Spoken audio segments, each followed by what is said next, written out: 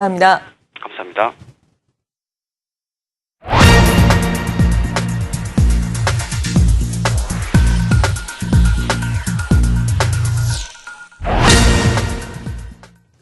네, 마켓 인사이드 시간입니다. 지금 이 시점 우리 증시를 포함해서 글로벌 증시에서 어떤 포인트를 잡으면서 시장을 바라봐야 하는지, 어떤 변수들을 어떻게 해석을 해봐야 하는지 또 시각 들어보겠습니다. 우리 투자증권의 김병현 연구원과 함께합니다. 안녕하세요. 네, 안녕하십니까? 네, 일단은 시장 전반적으로 하락을 하고 있습니다. 간밤에 미국 증시가 경제지표 악화로 인해서 2%대 하락, 그러니까 7개월 내 최대 낙폭을 또 기록했는데요. 네. 먼저 전반적인 글로벌 분위기가 어떻습니까? 일단은 분위기상은 아시는 바대로 다 안 좋습니다. 그러니까 네. 그동안 저희가 말씀드렸던 건 뭐냐면 신흥국 말고 이제 선진국의 경기가 개선이 되면서 어쨌든 미국이나 유럽 등이 이제 경기가 계속 좋아지고 소비가 좋아지기 때문에 어떤 제조업 기반에 대한 신흥국은 좀 괜찮을 것이다. 신흥국이 아무래도 테이퍼링 때문에 외국인 자금이 좀 이탈을 하는 이러면서 통화 위기가 좀 나타나도 제조업이 좀 건실한 중국이라든지 말레이시아 한국 같은 이러한 쪽에는 아무래도 그러한 수혜를 충분히 받을 수가 있기 때문에 좀 차별화가 나타날 수 있다라는 점이었는데 맞아요. 지금은 전날 이제 뉴욕 증시가 2%대 하락을 한 이유도 그러니까 되게 괜찮은 이런 경제가 계속 나타났음에도 불구하고 테이퍼링은 오히려 이제 계속 이제 하반기까지 지속적으로 실시를 할 거고, 다만 거기에 대해서 미국 경기나 아니면 중국, 그다음에 유럽도 마찬가지로 약간은 경기가 좀 일시적으로 둔화되는 가능성이 있지 않느냐라는 점 때문에 그렇다면은 지금 이렇게 주식을 들고 있을 필요가 없다. 그동안 거의 다 이제 많은 수익을 낸 것을 차익 실현할 때가 된 것이 아니냐라는 이제 생각들 때문에 거의 이제 미국 시장이나 아니면은 대부분의 글로벌 증시들이 좀 빠져가는 이런 모습들을 좀 보이고 있는 것이 가장 이제 좀 우려스러운 부분이라고 말씀드릴 수 있을 것 같습니다. 네, 그동안 다우존스 기준으로 보더라도 사상 최고치, 그러니까 네. 고점에 있었기 때문에 차익 실현이 이렇게 한 번 나오기 시작하면 또 계속 나오면서 이 조정이 깊어질 수 있지 않겠습니까? 네. 이럴 때 조정이 깊어질 수 있을지 없을지를 우리가 판단하는 여러 가지 기준이 있을 텐데 네. 상승과 하락의 요건들 어떤 것들이 있을까요? 일단은 표로 좀 정리를 해봤는데 표를 보시면서 말씀을 드리겠습니다.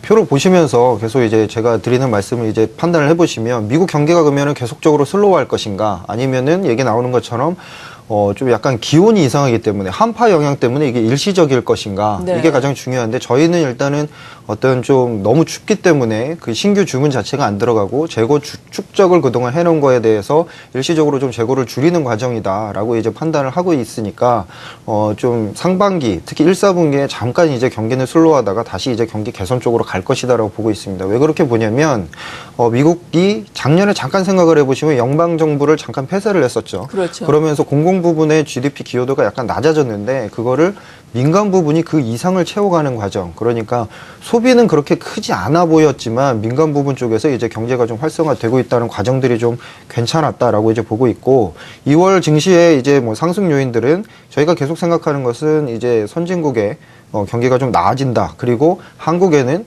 어쨌든 집권 2년 차기 때문에 정부 정책 효과가 나타날 것이다. 춘절 기간 수혜는 어쨌든 중국 이제 인바운드 수요, 중국 관광객들이 들어오는 수요로 이제 좀 국한을 하시는 것이 좋겠다. 다만 한국에 이제 계속적으로 이제 문제가 되고 있는 이제 삼성전자 같은 경우에 1, 4분기 기업이익 같은 경우도 어쨌든 갤럭시 5나 밴드의 모멘텀이 좀 남아 있다는 것들이 아직까지는 좀 상승 요인이다.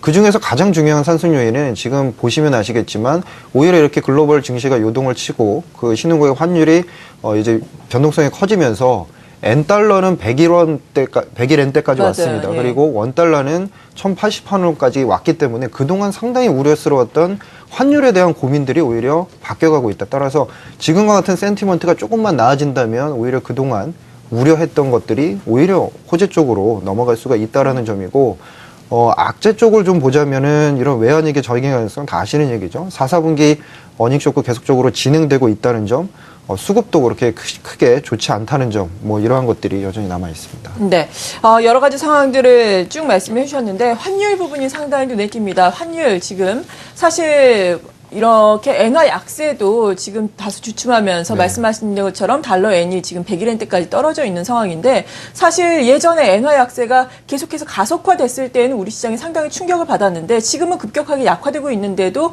호재로 많이 받아들이지 못하고 있거든요. 이러한 부분들이 그러니까 변화할 수 있다고 보시는 건가요? 그렇죠. 지금은 이제 안전자산 선호로 이제 엔화가 약간 네. 안전자산 취급을 받으면서 오히려 강세 쪽으로 가고 있고 신흥국의 한국을 포함한 신흥국의 이러한 통화들은 이제 약세 쪽으로 흘러가고 있는데 단 한 달 전만 해도 한국과 일본의 그 수출 경쟁 관계에 있는 이런 구도에 있는 이런 기업들이 원고 엔저에 대한 이런 우려 때문에 계속적으로 이제 좀 안 좋은 이런 모습들을 보였습니다. 네.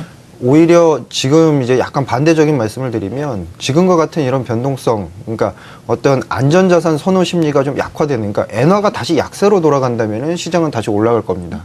근데 엔화가 약세로 돌아가는데 이게 약세 기조가 가팔라질 것이냐? 그렇게 보지는 않습니다. 3월은 일본 결산기에 해당을 하고 4월에는 일본의 소비세 인상이 있습니다. 그렇기 때문에 지금 약간 100엔대를 깨고 내려가는 이런 모습들을 보이는 상황에서 만약에 네. 그렇게 된다면 상황에서 원달러가 지금 1088원이기 때문에 한 1090원 정도라면 다시금 지금 상당히 낮아져 있는 이런 수출 기업들의 밸류에이션이 상당히 부각될 수 있는 그런 환경이 만들어질 수 있다.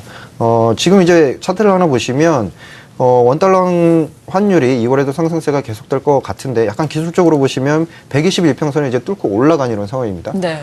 이 상황에서 아무리 내려가 봤자 다시 이제 1,050원까지 쭉 빠질 것이냐 그렇게 보지는 않고 지금 한 1,080원, 1,070원대 그래서 계속 머무를 수 있는, 그러니까 수출 기업에는 좋은 환경들이 나타날 수가 있다. 다만 그게 지금 당장은 아니고 지금 안전자산 선호에 대한 모습들이 약간은 바뀌고, 그러니까 변동성이 약간 죽은 이런 상태.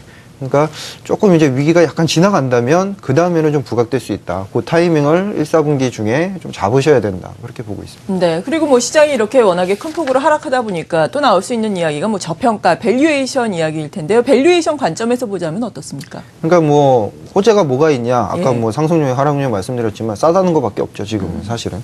그러니까 뭐 PBR 1배에 대해서 증권사마다 뭐 계산 방법이 좀 많이 틀린 것 같습니다. 뭐 1940도 PBR 1배라고 하고 1900선 깨지면 뭐 딥밸류라고 해서 뭐 가치가 상당히 낮아졌다고 하는데 저희가 설정한 이제 밴드 자체는 연간 전망에서 설정해 드린 것은 1880에서 이제 위로는 이제 2000 이상으로 계속 이제 말씀을 드리고 있는 이런 상황인데 어쨌든 바닥권에는 많이 온 거는 사실입니다. 네. 글로벌 증시랑 비교를 해봐도 사실은 뭐 상당히 PBR 기준으로 한국 자체는 좀 싸다. 그러니까 뭐 싸다는 얘기는 계속 드릴 수가 있는데 그렇다면은 상승에 대한 모멘텀이 있을 수가 있느냐. 결국에는 기업이익 쪽에 대한 이런 얘기를 할 수밖에 없는 상황이거든요.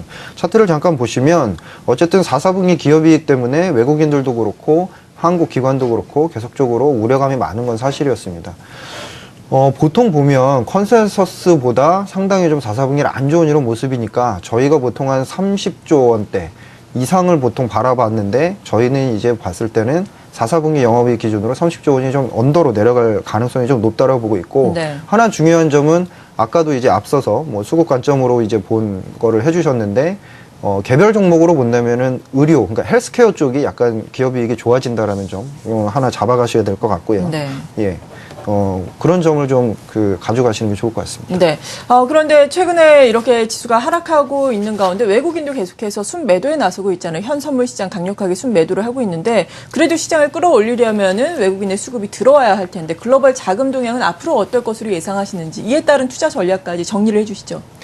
일단은 뭐 차트를 한번 보시죠. 예. 글로벌 자금들, 그러니까 아시아 쪽에서 외국인들이 순매수하는 그런 모습들 중에 가장 좀 안타까운 점이 전반적으로 다 파는데 한국만 좀 더 많이 맞네요. 팝니다. 예. 예. 그러니까 거의 한 1조 이상을 이제 팔아대고 있는 모습인데 그 주요한 이유가 뭐 사실은 뭐 기업이익 때문도 그렇고 뭐 신흥국 외환위기 뭐 이 전이 가능성 여러 가지가 있지만 그동안 좀 너무 많이 팔았다라는 점이 좀 가장 좀 우려시되는 부분이고 저희가 봤을 때는 금방 말씀드린 것처럼 한 2월 중하순 정도, 그러니까 이 4, 4분기 기업이익이 좀 끝나는 이런 시점에서는 어느 정도는 이제 외국인들이 돌아설 수 있겠다라고 좀 보고 있고 금방 앞서서 말씀드린 걸 종합을 해드리면 환율 부분 그리고 딥밸류 부분 이런 것을 모든 것을 종합해 봤을 때는 업종으로는 자동차 그리고 헬스케어 업종을 좀 눈여겨 보시는 게 좋을 것 같다라고 판단하고 있습니다. 네, 잘 알겠습니다. 어려운 이 시점에서 시장을 둘러싸고 있는 환경에 대해서 자세하게 도움 말씀 들어보면서 투자 전략까지 세워봤습니다. 우리투자증권의 김병현 연구원이었습니다. 잘 들었습니다.